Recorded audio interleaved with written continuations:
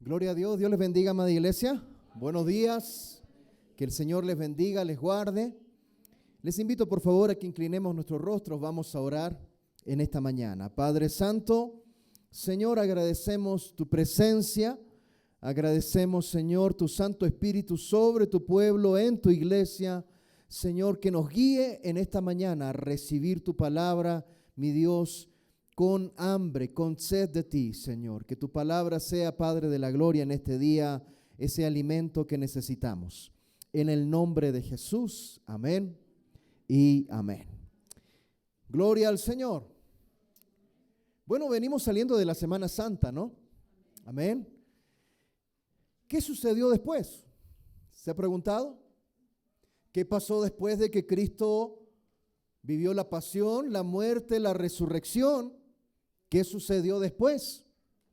A veces solamente nos quedamos con la primera parte de la historia porque esa primera parte es una historia que realmente nos bendice, que a través de la muerte y resurrección de Cristo tenemos redención y vida eterna. Amén. Pero ¿qué pasó después? ¿Qué pasó una vez que Cristo asciende a los cielos?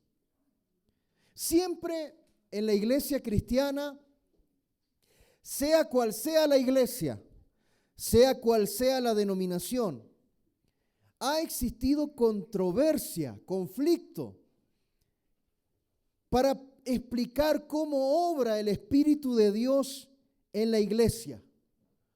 Y esto muchas veces trae incluso divisiones,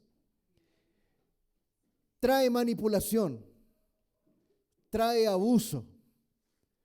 Muchas veces se piensa que todo lo que sucede dentro de un culto es porque el Espíritu Santo lo está haciendo. Pero muchas veces también podemos ver que hay gente muy manipuladora que puede llegar a utilizar un micrófono para poder hacer creer a la gente que eso es el Espíritu Santo. ¿Cómo nosotros podemos tener un discernimiento de lo que realmente hace el Espíritu de Dios? Recuerda usted que Jesucristo dijo que era necesario que Él se vaya para que descienda el Espíritu de Dios, que no es otra cosa que Dios mismo. El Espíritu de Dios es Dios mismo. Es el Espíritu que resucitó a Cristo de entre los muertos. Pero ¿cómo nosotros poder saber cómo es un obrar genuino de Dios? ¿Cómo es un obrar del Espíritu Santo?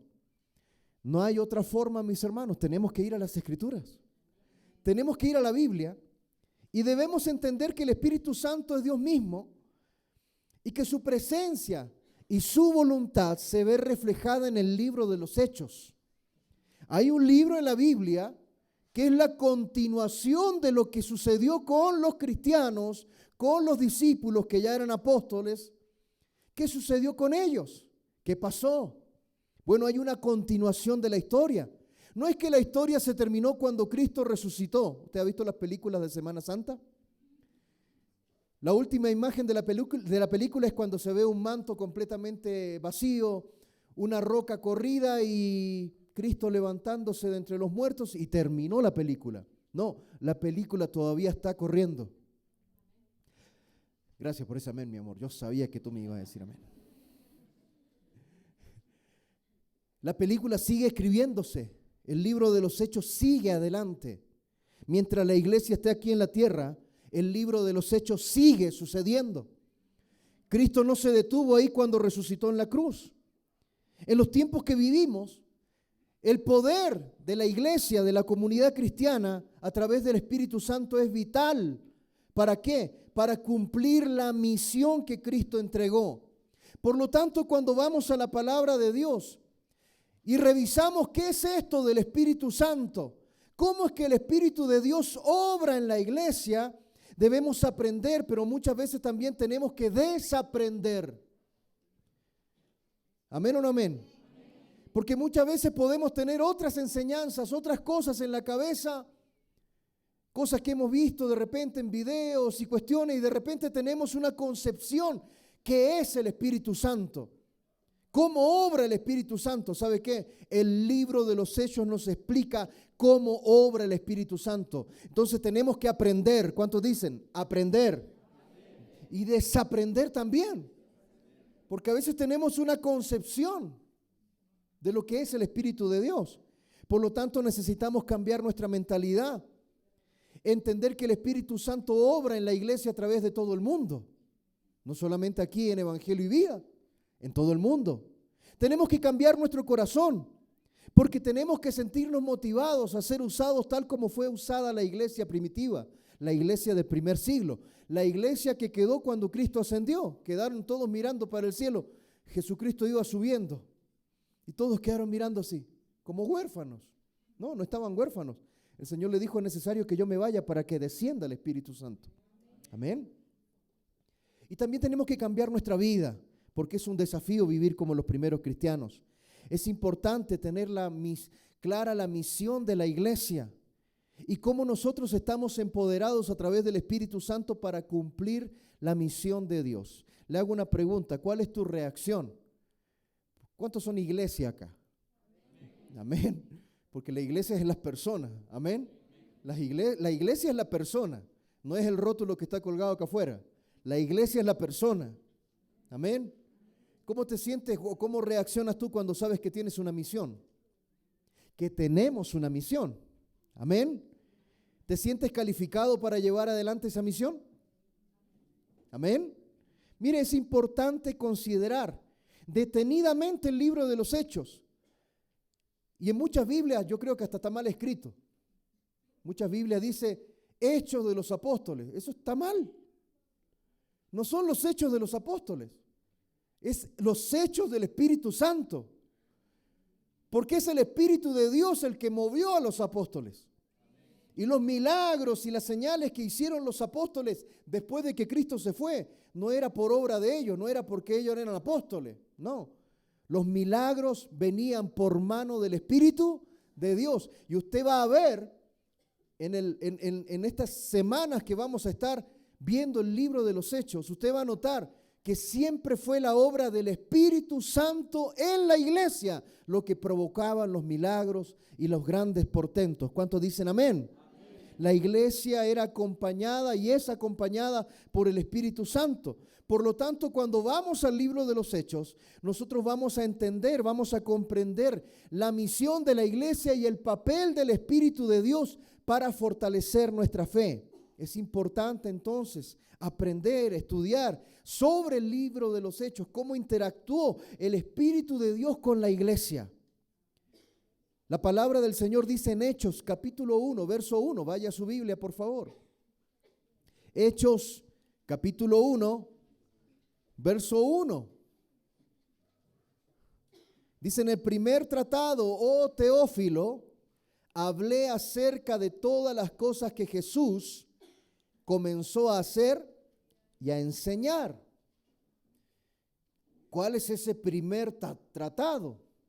En el primer tratado, oh Teófilo, dice, hablé sobre las cosas que Jesús comenzó a hacer y a enseñar. ¿Cuál es ese primer tratado que dice el autor de los Hechos? Ese primer tratado es el Evangelio de Lucas, porque el escritor del libro de los Hechos es Lucas. No Lucas mi hijo, no. Lucas el médico, amén, el que acompañaba a Pablo a todos lados. Amén o no amén.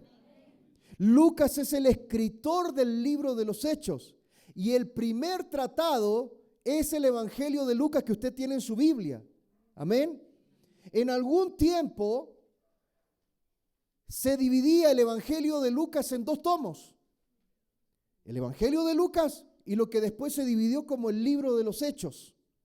Imagina una cosa, si el libro de los Hechos no estuviese en la Biblia, supongamos que tú vas a tu Biblia y el libro de los Hechos no está. ¿Cómo tú te explicas que aparece un personaje en la historia bíblica que se llama Pablo, o Saulo de Tarso, que después pasó a ser el apóstol Pablo? ¿Cómo tú entiendes, y este Pablo quién es, que escribió la mayoría de las cartas del Nuevo Testamento? Porque cuando usted va al al Nuevo Testamento y le quita el libro de los Hechos, después aparecen todas las cartas, la mayoría son de Pablo. Y usted se preguntaría, ¿y quién es Pablo? Bueno, el libro de los Hechos es para explicar eso, para explicar la continuidad. Amén. ¿Quién era Pablo? ¿Cómo llegó el Evangelio a Roma?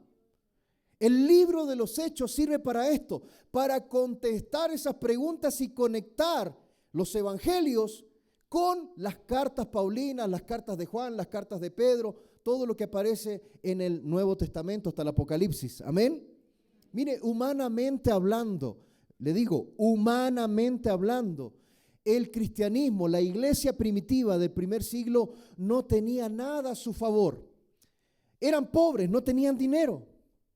No tenían un liderazgo probado porque recién estaba comenzando esto. Jesucristo ascendió a los cielos y les dijo, hagan. Y se fue. Se fue Jesús. Amén. Si por eso usted más adelantito va a ver que todos quedaron mirando, se fue Jesús.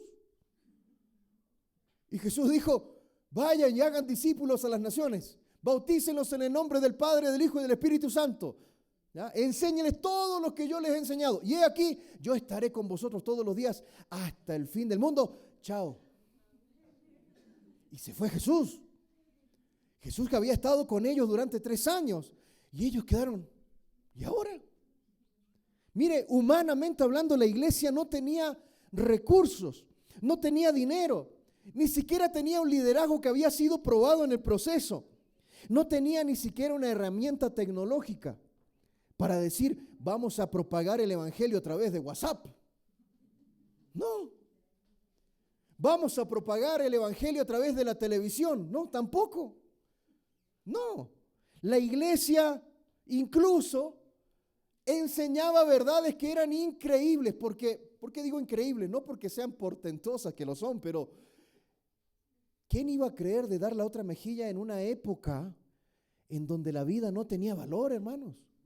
Recuerden ustedes que la costumbre de los pueblos como Roma era sacrificar a los niños que nacían imperfectos, por ejemplo. O sea, no había ni un respeto por la vida.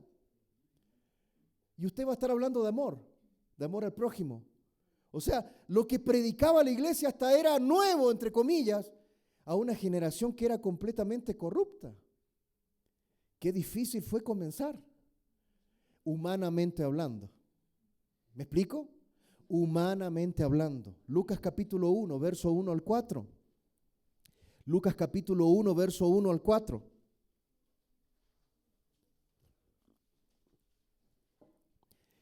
Lucas dice, puesto que ya muchos han tratado de poner en orden la historia de las cosas que entre nosotros han sido ciertísimas, tal como nos lo enseñaron los que desde el principio lo vieron con sus ojos y fueron ministros de la palabra, me ha parecido también a mí, después de haber investigado con diligencia todas las cosas desde su origen, escribírtelas por orden, oh excelentísimo Teófilo, otra vez se menciona Teófilo, para que conozcas bien la verdad de las cosas en las cuales has sido instruido. Mire, Lucas está diciendo que hubo una transmisión oral, que todos los acontecimientos que sucedieron con Jesús fueron pasando de boca en boca, y a Lucas le pareció propicio decir, bueno, vamos a colocar estas cosas en orden y las vamos a escribir para tener un registro de lo que pasó con la vida de Jesús, con el ministerio de Jesús. Y efectivamente, si usted lee el Evangelio de Lucas, como el Evangelio de Juan, Mateo y Marcos, usted se va a dar cuenta que habla de la vida de Jesús. Amén. Y Lucas las pone en orden. ¿Para qué? Para tener un registro histórico. Pero también va dirigida a esta persona, oh excelentísimo Teófilo. ¿Qué sabemos nosotros de Lucas? Según la carta a los Colosenses, sabemos de que Lucas era médico. Por el nombre, Lucas, sabemos que no era judío, era gentil. Y por el libro de los Hechos, Colosenses, Filemón, Timoteo, nosotros entendemos de que Lucas era un fiel compañero de Pablo. De hecho, en las cárceles del apóstol Pablo, Lucas andaba al lado porque Pablo se enfermaba con frecuencia. Entonces Lucas lo cuidaba. Hubo un tiempo, mis amados hermanos, donde los eruditos pensaron de que el libro de los Hechos era como una novela romántica, que fue escrita 100 años después de todos los acontecimientos. Pero hubo un hombre, William Ramsay, arqueólogo notable, erudito bíblico, que él certificó que todos los eventos que relata el libro de los Hechos están escritos con una precisión en el ámbito de las leyes, de las costumbres, incluso de los periodos registrados en la Biblia. Aparece otro hombre, Sherwin White, experto en historia greco-romana, que certificó lo mismo, que el libro de los Hechos no era una novela, no era una invención, era un registro histórico de los acontecimientos que sucedió con la iglesia. ¿Quién es Teófilo?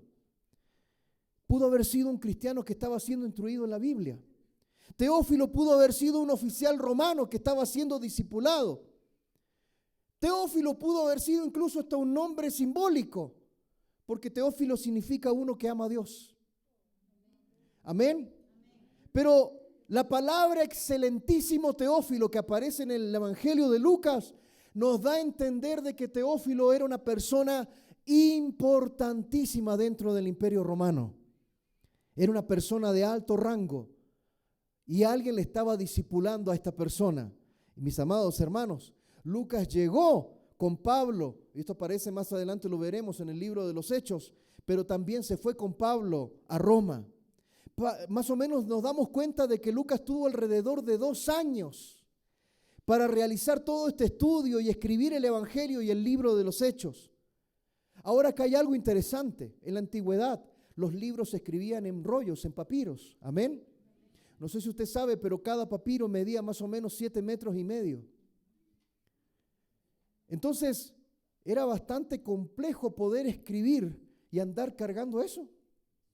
Amén. Estamos hablando de 7,5 metros de rollo de papiro que pesaban algo y que también eran medios molestos para poder andarlos cargando. Ahí hay una explicación de que cuando Juan dice que si se escribieran todos los milagros que Jesús hizo, no habrían dónde escribirlo. A eso se refería Juan. Juan diría, si nosotros nos pusiésemos a escribir todo lo que Jesús hizo, tendríamos que andar cargando montones de rollos. Amén. O sea que no todos los milagros de Jesús son los que aparecen en la Biblia. Jesús hizo más milagros. Amén. Jesús hizo muchas cosas más.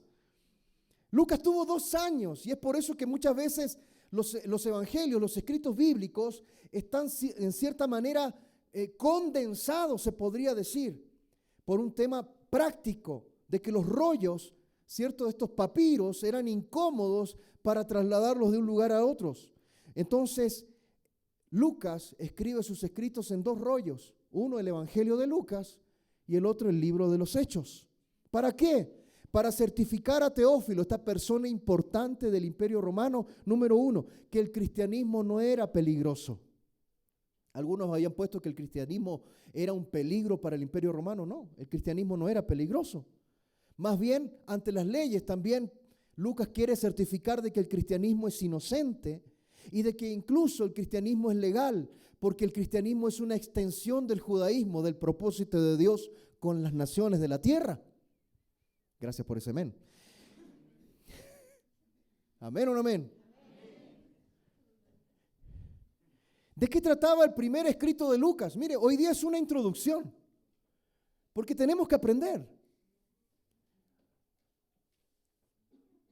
No seamos como esos cristianos. Es que hoy día no sentí nada, entonces no fue el Espíritu Santo. Hoy día no estuvo el Espíritu Santo. Somos burros, hermano. No. El Espíritu Santo está mucho más allá de lo que yo pueda sentir.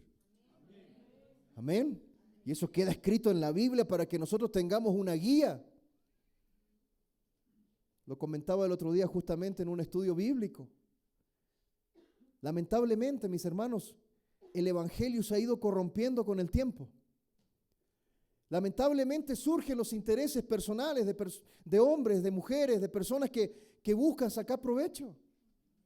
Generan un ambiente, wow, aquí sí está la presencia de Dios. No, que llovió aceite, no, que llovió oro, que cayó agua del cielo, que no sé qué, Y llega el otro domingo y tienen que inventar algo nuevo. ¿Sabe por qué? Porque eso no tienen un concepto de lo que realmente es el Espíritu Santo. Y el Espíritu Santo sí hace milagros, gloria a Dios. Sí, hemos visto milagros. Hemos orado y no es porque alguien haya impuesto la mano solamente, es el Espíritu de Dios que obra. Amén. Y Dios ha usado a varios de ustedes para orar y algo ha pasado. No es solamente el pastor, amén, porque es la iglesia, es el pueblo de Dios. Usted tiene el Espíritu de Dios. ¿No lo tiene? Yo también lo tengo. Y la Biblia dice que los que creemos impondremos manos sobre los enfermos y los enfermos sanarán. Esa es voluntad de Dios, está escrito.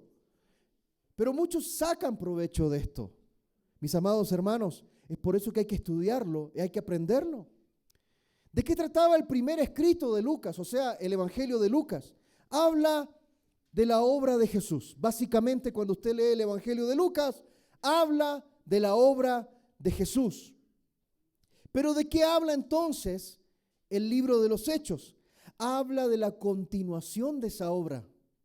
El libro de los Hechos habla de la continuación de los evangelios.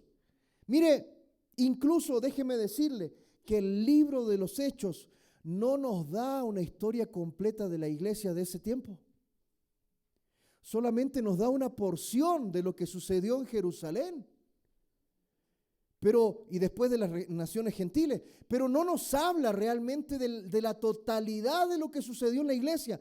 ¿Por qué? Porque había iglesia cristiana en Galilea, había iglesia cristiana en Samaria, había una iglesia fuerte levantándose en Egipto, y eso no aparece en el libro de los Hechos.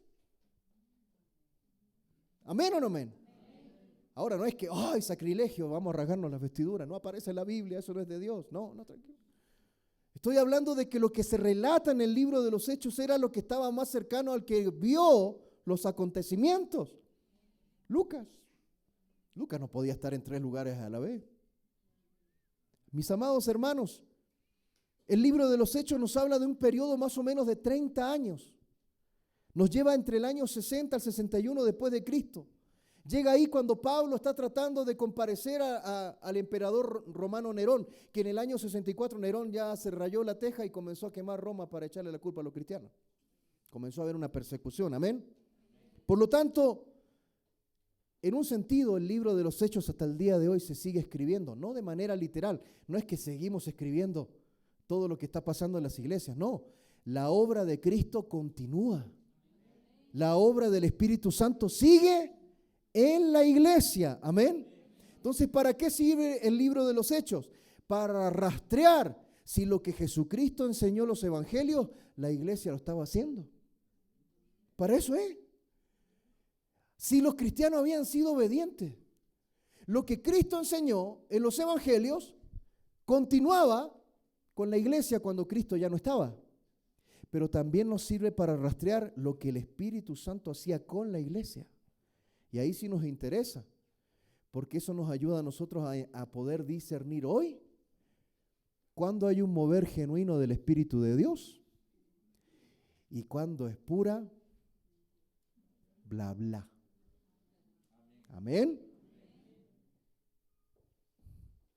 Sonríe a su hermano que está al lado, dígale: Cristo te ama. Amén. Estás en el mejor lugar en esta mañana. Hechos capítulo 1, verso 2 y verso 3 dice: hasta el día en que fue recibido arriba, después de haber dado mandamientos por el Espíritu Santo a los apóstoles que había escogido, a quienes también después de haber padecido se presentó vivo con muchas pruebas indubitables, apareciéndoseles durante 40 días y hablando acerca del reino de Dios. Jesucristo resucita. Amén. Ya sabemos que la Semana Santa hemos estado celebrando eso, que Cristo resucitó. Amén. Pero no es que Cristo resucitó y se fue. No. La Biblia dice que una vez que resucitó, se apareció con pruebas indubitables, o sea, que no quedó duda. ¿Y se apareció a quiénes? A sus discípulos. ¿Por cuántos días? Cristo apareció resucitado, glorificado, en un cuerpo glorificado. Amén. Recuerde esto: si la piedra no se movió para que Cristo salga, por si acaso, no, usted no vaya a pensar que Cristo estuvo nada que ver, como decimos en Chile, nada que ver. No. Si Cristo apareció en medio de los discípulos sin golpear la puerta, hermano. La piedra fue corrida solo para testimonio para nosotros, para que nosotros creamos. Cristo no corrió una piedra, Cristo atravesaba paredes, hermano. Cuerpo glorificado. De repente apareció entre los discípulos. Dijo uno: yo si no le toco, no le creo. Ven, toca, acá están los agujeros en mis manos, acá está la herida en mi costado. En otra oportunidad dijo, tengo hambre, ¿hay algo para comer? Cuando fue a ver a Pedro, dice que él ya estaba resucitado y en la orilla de la playa, Pedro andaba pescando y no pescaba nada y Cristo tenía unos pescaditos asados ahí. Sí, dice la Biblia que desayunaron. Tenía listo el desayuno. Y comió. ¿Me explico? Cuando apareció a los caminantes de Maús, ya resucitado, conversó con ellos y ellos, sí, Y de repente dijo, vamos a comer algo, pasa con nosotros en la noche. Y el Señor comienza a partir el pan tal como lo hizo en la última cena. Y los ojos de ellos fueron abiertos. Y Jesucristo desapareció. ¿Se da cuenta? Un cuerpo glorificado. Por lo tanto, mis amados hermanos, en el poder del Espíritu Santo, porque fue el Espíritu de Dios el que levantó a Cristo de entre los muertos, el Señor da instrucciones, da mandatos. El texto bíblico dice que les dejó mandatos, mandamientos por el Espíritu Santo, dice, a los apóstoles. Cosas que ellos tenían que hacer. Esos 40 días Cristo les siguió enseñando. Esos 40 días Cristo ya resucitado les siguió dando instrucciones, les siguió enseñando por el Espíritu Santo.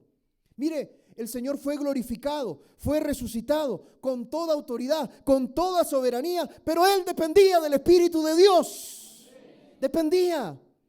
Mire, Él no eligió depender de sus propios recursos. Él dependía de la presencia del Espíritu de Dios. Es el Espíritu Santo el que da vida y da inspiración al ser humano. Por lo tanto, el Espíritu de Dios sigue aún teniendo trabajo con los que no creen. Porque aquellos que no creen, el Espíritu de Dios está en sus corazones, tocando la puerta del corazón para que la persona crea en Jesucristo como Señor y Salvador. Esa obra es del Espíritu Santo. Pero todavía el Espíritu de Dios está obrando en su iglesia hasta el día de hoy. Jesucristo ya resucitado dependía del poder del Espíritu Santo para hacer lo que tenía que hacer. Cuánto más, si este es un patrón que se repite en el libro de los Hechos, cuánto más la iglesia tiene que ser guiada por el Espíritu de Dios. Cada uno de nosotros tiene que ser guiado por el Espíritu de Dios. El que se para aquí a ministrar tiene que saber que lo que va a decir viene por el Espíritu de Dios. No es solamente llegar y decir lo que a mí se me ocurra. El que canta, el que ministra, el que ora, todo aquel que ministra al pueblo de Dios tiene que tener la convicción, la seguridad que es el Espíritu de Dios el que le está entregando una palabra, el que le está guiando a orar, el que le está guiando a cantar. Para todo lo que hacemos en el servicio, para los sugieres, para los profesores de escuela dominical, todo lo que hagamos para Dios tenemos que tener la certeza que es el Espíritu de Dios el que me está guiando. Porque sin su guía, sin su presencia, nos volvemos personas ineficaces. O sea, actuamos en la carne. Actuamos en la carne. Eso es actuar en la carne. Cuando no le pides opinión al Espíritu Santo. No le pides opinión. Vives tu vida, tomas tus decisiones. Eso no es caminar en Cristo. Caminar en Cristo es pedirle opinión a Dios sobre lo que tú anhelas en tu corazón. Mire, Jesús dio pruebas, dice, indubitables de su resurrección. Primera de Corintios 15, 6 dice, después apareció a más de 500 hermanos a la vez. Estas son palabras del apóstol Pablo. Dice, apareció a más de 500 hermanos a la vez, de los cuales muchos viven aún. O sea, cuando Pablo escribe esto, habían pasado 25 años, mis hermanos, y 25 años después, habían todavía testigos de cuando Cristo apareció. Amén. Hubieron testigos oculares de que Cristo resucitó. Y Pablo dice, todavía hay hermanos acá, 25 años después, que todavía se recuerdan cuando vieron a Cristo resucitado. Mire, las enseñanzas que Jesucristo dio durante esos 40 días después de haber resucitado no están registradas, pero dice la Biblia que habló acerca del reino. Y después llega un momento crucial, la ascensión de Jesús, cuando Cristo sube a los cielos. Hechos capítulo 1, verso 4 y verso 5.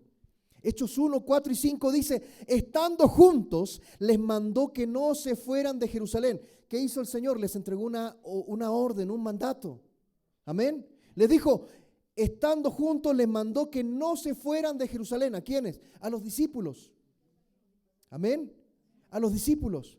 sino que esperasen la promesa del Padre. Ojo, cuando digo discípulos, no es que estaban solamente los 12. Amén. Por favor, apaguemos los teléfonos. Respeto la palabra del Señor, por favor. Y estando juntos les mandó que no se fueran de Jerusalén, sino que esperasen la promesa del Padre, la cual les dijo: oísteis de mí. Porque Juan ciertamente bautizó con agua, mas vosotros seréis bautizados con el Espíritu Santo dentro de no muchos días. ¿Cuáles son las indicaciones? No se vayan a ningún lado, no se dispersen, quédense en Jerusalén y esperen la promesa del Padre. ¿Cuál era la promesa del Padre? La venida del Espíritu Santo. Amén.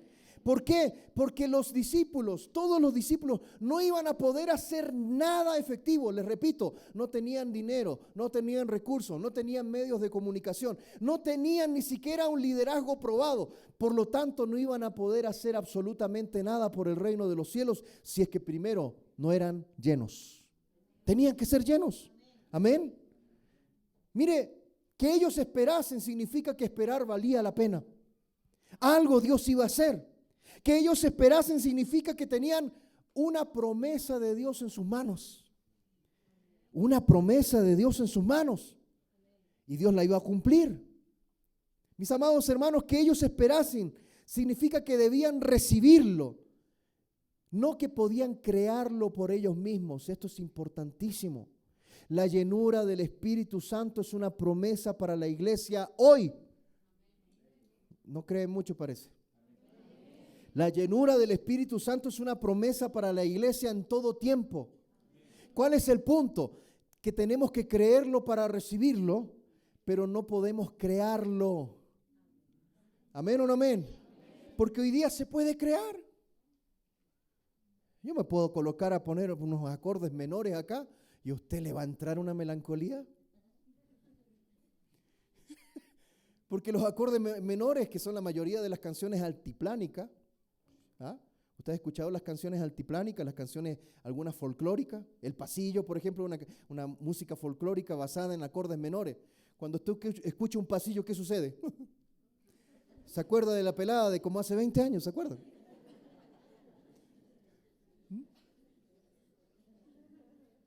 Cuando usted escucha Arjona, las canciones lentas de Arjona. ¿Cuántos escuchan Arjona acá? Mírenlo, pecadores. Arjona, las canciones tristes que pone él, las canciones de esas que son cebolla cortavena, son acordes menores, ¿sabía usted? Y los acordes menores provocan esa sensación de melancolía. Entonces yo me puedo poner a cantar acá y me empiezo a meter acordes menores. Y usted, no. Nosotros no estamos para crear nada. Si Dios quiere hacer algo, tiene que hacerlo Él. Pero yo lo voy a creer, yo lo voy a recibir. ¿Cuántos dicen amén? Yo lo voy a recibir, yo lo voy a creer. Dale un aplauso al Señor de alabanza.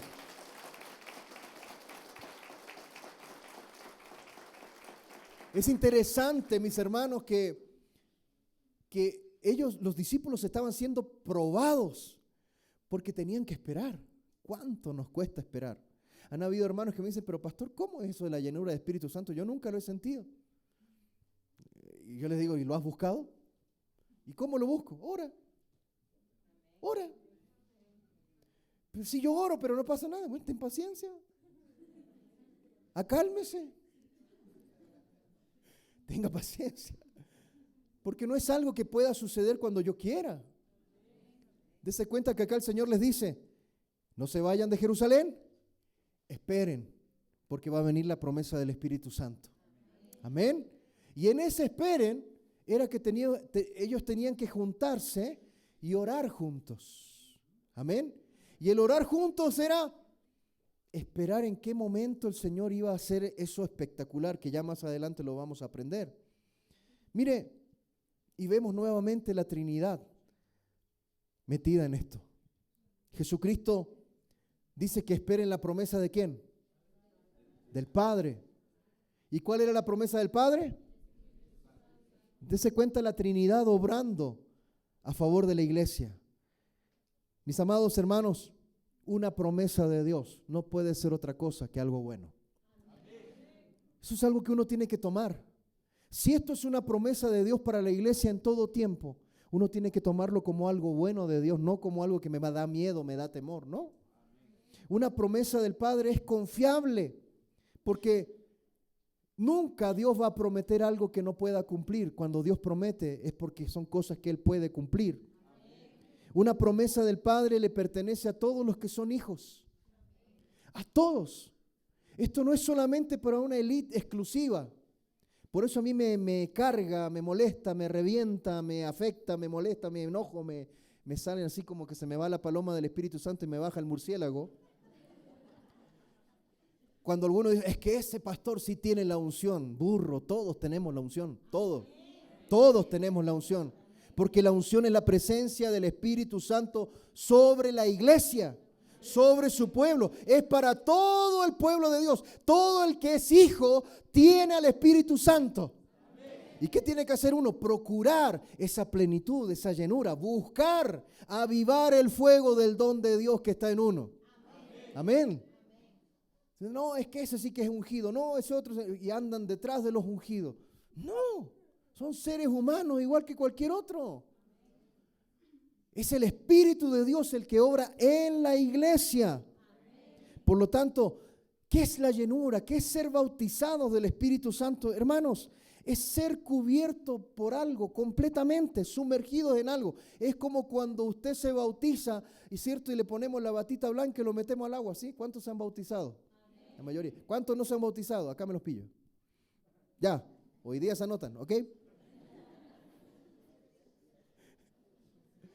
No, si no es obligación. Si usted reconoce a Cristo como Señor y Salvador, sí se puede bautizar. Pero es lo mismo. El bautizarse es sumergir a la persona en agua y sacarla. Ser bautizado por el Espíritu Santo es eso. Es la plenitud de la presencia de Dios sobre tu vida. ¿Amén o no amén? Mis amados hermanos, venía una promesa para la iglesia, pero ellos tenían que aprender a esperar. Y los discípulos hacen la última pregunta. Si usted quiere registrar la última pregunta que los discípulos le hicieron a Jesús digamos ahí personalmente, es esta. Hechos 1:6. Entonces los que se habían reunido le preguntaron diciendo, Señor, ¿restaurarás el reino a Israel en este tiempo? Lo que ellos estaban preguntando era, bueno, Jesús prometió que iba a resucitar y aquí está con nosotros. Jesús resucitó. Entonces eso quiere decir que Jesús va a restaurar la nación de Israel, va a sacar al imperio romano, vamos a tener nuevamente nuestra nación libre y vamos a ser nuevamente una nación, vamos a tener nuestro territorio y vamos a tener a todos nuestros gobernantes. Eso es lo que pensaban los discípulos. ¿Y qué les dijo el Señor? ¿Y a ustedes qué les importa? Estoy parafraseando. En el verso 7 le dijo, no os toca a vosotros saber los tiempos o las sazones que el Padre puso en su sola potestad. O sea, eso le pertenece al Padre, no les pertenece a usted. Usted no les dijo que no pregunten, ni les dijo tampoco que no iba a suceder, pero les dijo, a ustedes no les corresponde saber cuándo va a ser. ¿Sabe por qué? Porque si Jesús le hubiese dicho que estamos ya a 2000 años de que Él murió y resucitó, los discípulos se hubiesen amargado, hermano. ¿Qué? Más de 2000 años y todavía no va a estar restaurado Israel. Bueno, aunque Israel fue restaurado como nación en 1948, ¿no? Cuando fue reconocido como nación. Pero los discípulos se hubiesen amargado, se hubiesen entristecido. Y, vamos a morir y no vamos a ver esto. Entonces el Señor le dice, eso le corresponde al Padre en su sola potestad, pero a ustedes no les corresponde saber cuándo va a ser. Amén. Pero el Señor les dice en el verso 8, pero recibiréis poder cuando haya venido sobre vosotros, ¿qué? El Espíritu Santo, y me seréis testigos en Jerusalén, en toda Judea, en Samaria y hasta lo último de la tierra. Jesucristo fue siempre en su ministerio terrenal sumiso al Padre. Él dijo, yo nunca hago nada que mi Padre no me diga que haga. Y acá vemos que Él le dice a los discípulos, a ustedes no les corresponde saber eso, esto es voluntad del Padre. Sigue sometido al Padre, amén. Pero también vemos que les entrega la promesa, recibiréis, ¿qué cosa? Poder, cuando haya venido sobre vosotros, ¿qué cosa? El Espíritu Santo, y me seréis testigos en Jerusalén, en toda Judea, en Samaria y hasta lo último de la tierra. Amén. Esto se cumplió en su momento y se sigue cumpliendo. Porque cuando usted analiza el libro de los Hechos, usted se va a encontrar que entre los capítulos 1 al 7 habla de la predicación del Evangelio en Jerusalén. De los capítulos 8 al 12 habla de la predicación del Evangelio en Judea y en Samaria, y a partir del capítulo 13 al 28, al final del libro de los Hechos, habla de la predicación del Evangelio sobre toda la tierra. Amén. O sea, sí tuvieron poder. Amén. Y eso que ni WhatsApp tenían, pero tuvieron poder. Vea, es interesante porque Jesucristo hace una declaración. Él no hace un mandato. Él no dice ustedes tienen que tener poder, ustedes tienen que ser testigos. No, Él lo da como una consecuencia dice, recibiréis poder cuando haya venido sobre vosotros el Espíritu Santo, consecuencia, y me seréis testigos. Amén. Y me seréis testigos. La Biblia dice en Isaías 43:10, vosotros sois mis testigos, dice Jehová, y mi siervo que yo escogí para que me conozcáis y creáis y entendáis que yo mismo, antes de mí, no fue formado Dios, ni lo será después de mí. Este es el texto que utilizan los testigos de Jehová para decir que son testigos de. Pero hay algo que no entienden ellos, que este texto está conectado con Hechos capítulo 1, verso 8. Tú no puedes ser testigo de Jehová si no eres testigo de Cristo. Porque Jesucristo dice, y seréis testigos. Amén. Claro, y como ellos creen que Jesucristo es el arcángel Miguel, no son testigos de Cristo. Interesante. Y Jesucristo es Dios. Jesucristo dijo, el que me ha visto a mí, ha visto al Padre. Amén. Jesucristo por eso también fue condenado a la cruz. Porque Jesucristo en su última semana de ministerio terrenal abiertamente dijo que Él era Dios. Amén.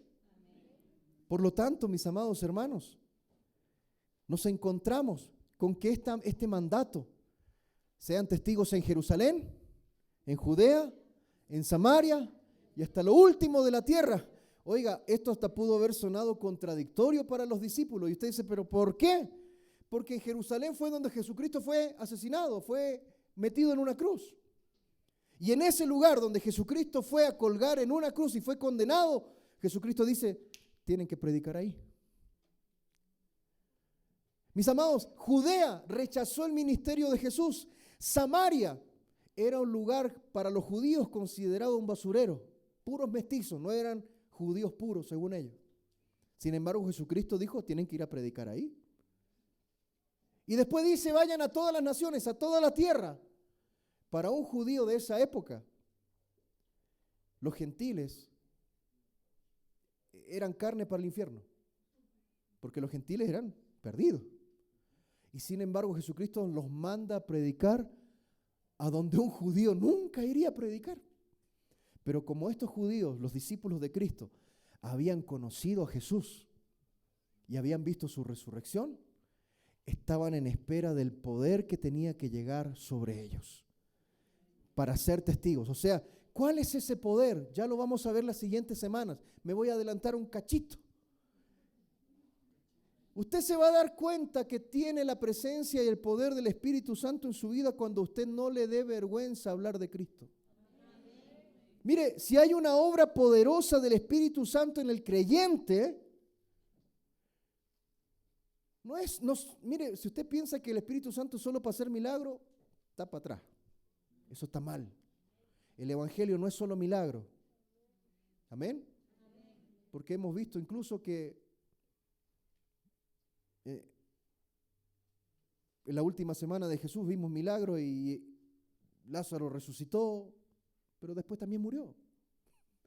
¿Sí me explico? O sea, a veces tenemos un milagro de sanidad, pero eso no es que usted va a quedar eterno, ¿no? O sea, va a tener que morir.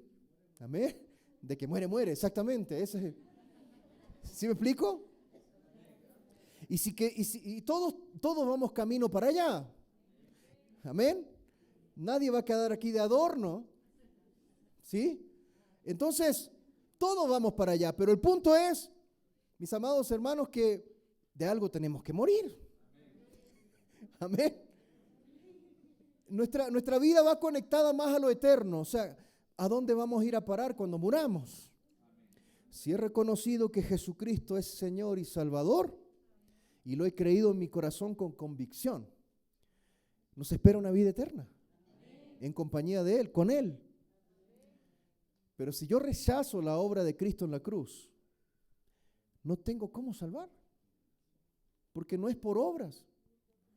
No es porque yo haga tantas cosas buenas, no es que yo soy bueno y yo le doy de comer a los pobres. Eso está bien y hay que seguir haciéndolo, pero eso no te salva. A ti lo que te salva es la fe en Cristo y en la cruz, en lo que Él hizo. Porque si no era necesaria la cruz y la sangre de Jesús y su cuerpo hecho pedazos, entonces ¿para qué Cristo lo hizo? ¿Sí me explico?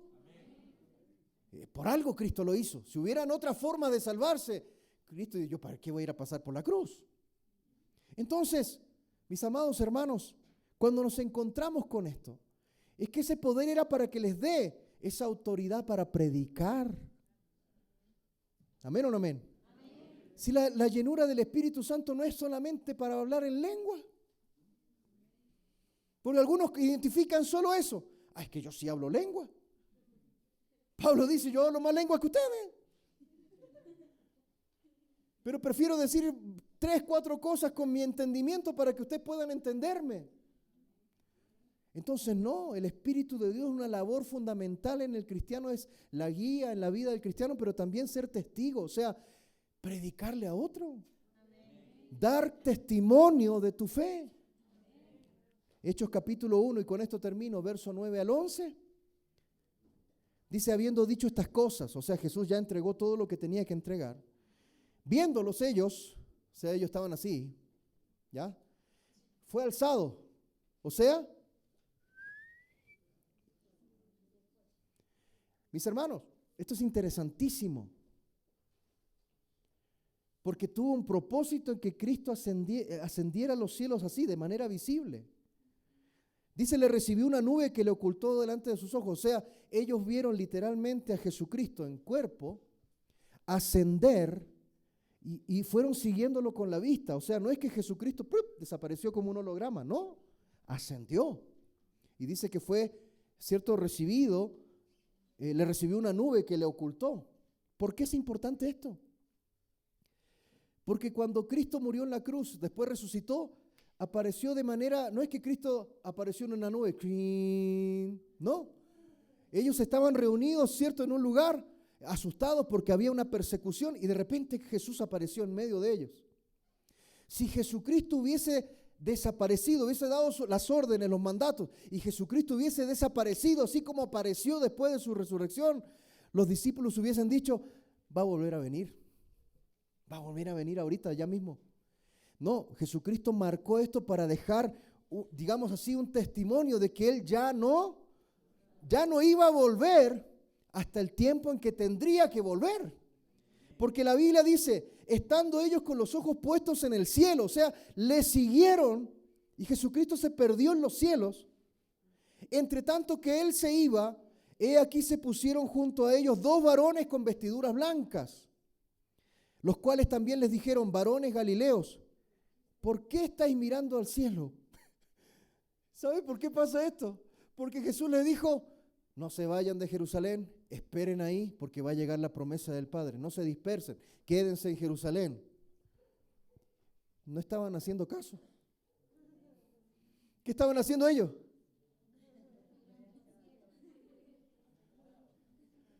¿Sí me explico?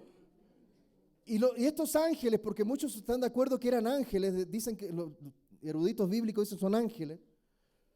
Dicen, ¿qué están haciendo? ¿Qué están mirando? Dice, este mismo Jesús que ha sido tomado de vosotros al cielo, o sea, de tierra al cielo, así vendrá como le habéis visto ir al cielo. Mis amados hermanos, Jesucristo se fue físicamente. No es que Jesucristo solamente resucitó en espíritu, no. Jesucristo resucitó en cuerpo físico. Amén. Porque pudieron tocar con sus dedos las heridas. pudieron verlo comer. Jesucristo resucitó con cuerpo físico, así también resucitaremos nosotros. Amén. Amén. Jesucristo, así como se fue físicamente, así también vendrá. Jesucristo, así como se fue visiblemente, así también vendrá en su segunda venida. Amén. Mis amados hermanos, Jesucristo sabe dónde se fue. Desde el monte de los olivos se fue. Y la Biblia dice que en su segunda venida pondrá el pie sobre el monte de los olivos y lo partirá en dos, para defender a la nación de Israel, que estará rodeada de enemigos. Eso habla de la batalla de Armagedón o Megiddo, que aparece en el libro de Apocalipsis. Así como Jesucristo ascendió desde el monte de los olivos, Jesucristo regresará en ese mismo lugar y pondrá su patita el Señor y ¡pah! Terremoto. Si eso dice la Biblia. Amén. Así como Jesucristo se fue en presencia de sus discípulos, así vendrá. Y así como Jesucristo se fue bendiciendo la iglesia, regresará para bendecir a los que han creído en Él. ¿Puede darle un aplauso de alabanza al Señor?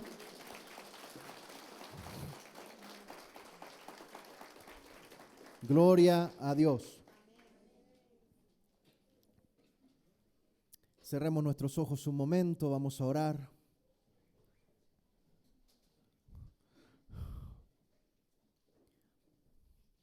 Y si hay alguien que aún no ha rendido su corazón a Jesucristo, le invito en esta mañana a que lo haga. Es una invitación. Solamente esa convicción puede venir de la fe.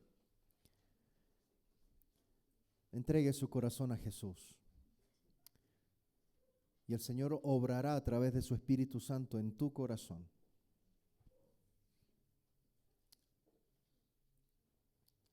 Haga esta oración conmigo, por favor. Los que no la han hecho nunca, hagan esta oración conmigo. Les voy a guiar solamente. Y si usted nunca ha hecho esta oración, hágalo por primera vez con fe.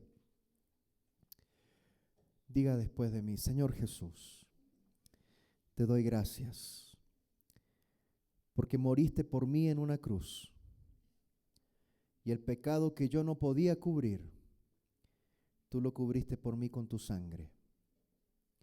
En esta mañana te abro mi corazón y te reconozco como Señor y Salvador de mi vida.